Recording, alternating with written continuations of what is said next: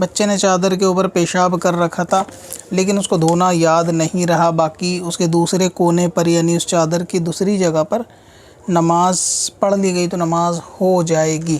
یعنی ایک بڑی چادر ہے، بچے نے کسی دوسرے کونے پہ پیشاب کیا ہے لیکن اسی چادر پہ نماز پڑھی گئی ہے، اور پیشاب پر نماز نہیں پڑھی گئی لیکن اس جگہ سے ہٹ کے نماز پڑھی گئی تو نماز ہو جائے گی۔